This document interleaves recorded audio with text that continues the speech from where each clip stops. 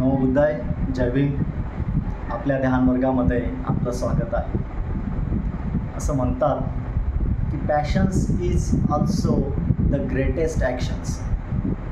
म्हणजे संयम जो आहे हा संयम देखील आपण ज्या काही आपल्या ॲक्टिवनेसच्या कृती करतो या ॲक्टिवनेसच्या कृतीमध्ये उच्चतम अशी कृती आहे.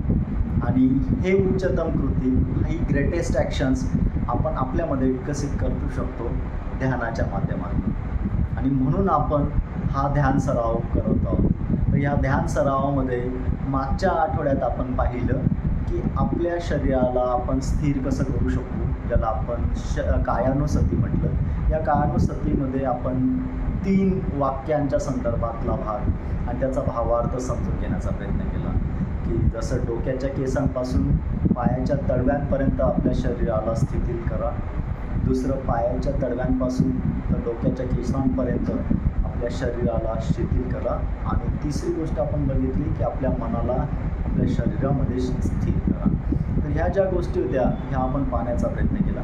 त्याच्यानंतर पुढचंच मेडिटेशन प्रिपरेशनमध्ये आपण पायपर हा सिद्धांताचा माहिती घेण्याच्या संदर्भातले आणि अनुभव घेण्याचा प्रयत्न केला.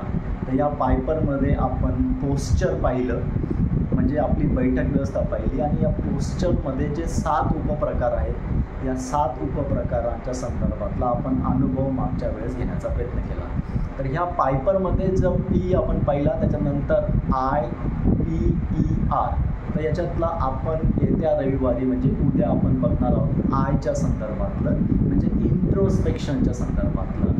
ज्यावेळेस आपण ध्यानाची पूर्वतयारी करतो तर त्यावेळेस आपल्या मनात जाऊन थोडं डोकायचं असतं आणि आपली मानसिक स्थिती कशी आहे आणि तिला ध्यानासाठी पूरक कशी करावी.